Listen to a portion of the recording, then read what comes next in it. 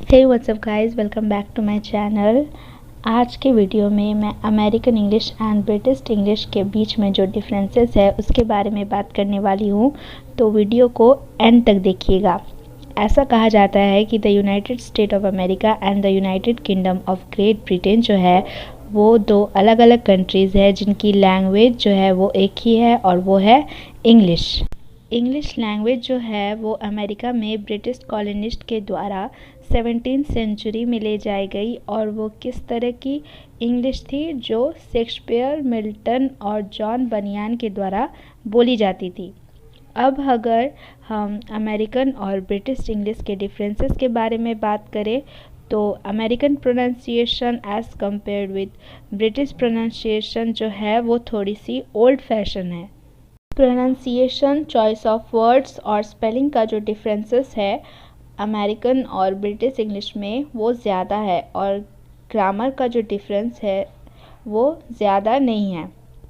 अब हम कुछ एग्जाम्पल्स देखेंगे। सबसे पहले हम स्पेलिंग में जो डिफरेंसेस है उनको देखेंगे।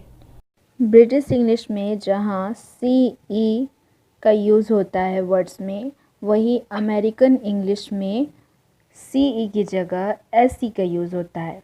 जैसे डिफेंस वर्ड को अगर हम लेते हैं तो उसका स्पेलिंग ब्रिटिश इंग्लिश में होता है DEFENCE, वही अमेरिकन इंग्लिश में उसका स्पेलिंग होता है DEFENSE। उसी तरह से ब्रिटिश इंग्लिश में जहाँ RE का यूज़ होता है वही अमेरिकन इंग्लिश में ER का यूज़ होता है। जैसे कि एक वर्ड है सेंटर, तो CENTRE जो कि ब्रिटिश इंग्लिश में यूज़ होता है, वही अमेरिकन इंग्लिश में उसका स्पेलिंग होता है CENTER। इसके बाद ब्रिटिश इंग्लिश जहाँ Y का यूज़ करता है, अमेरिकन इंग्लिश वहीं I का यूज़ करता है।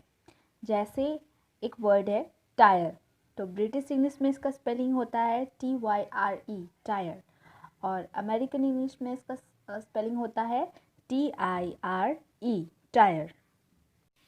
तो अब हम चॉइस ऑफ वर्ड्स या फिर वोकैबुलरी के डिफरेंसेस को देखेंगे। तो ब्रिटिश ट्राउज़र को अमेरिकन इंग्लिश में पैंट्स बोला जाता है।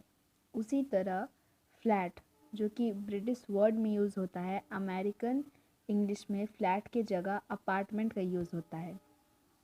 ब्रिटिश इंग्लिश में जहाँ लॉरी का यूज़ होता है, अमेरिकन इंग्लिश में वहीं ट्रक का उपयोग होता है। ब्रिटिश इंग्लिश में जहाँ हॉलीडे का इस्तेमाल किया जाता है, अमेरिकन इंग्लिश में वहीं वैकेशन का इस्तेमाल किया जाता है। तो इस प्रकार से हम देख सकते हैं कि इनके मीनिंग तो बहुत हद तक सिमिलर ही है, लेकिन वर्ड्स जो हैं वो थोड़े अलग अलग हैं। मैंने कुछ दूसरे वर्ड्स के भी एग्जाम्पल दिए हैं, आप लोग देख सकते हैं। तो अब हम इन दोनों के बीच में ग्रामेटिकल डिफरेंसेस को देखेंगे।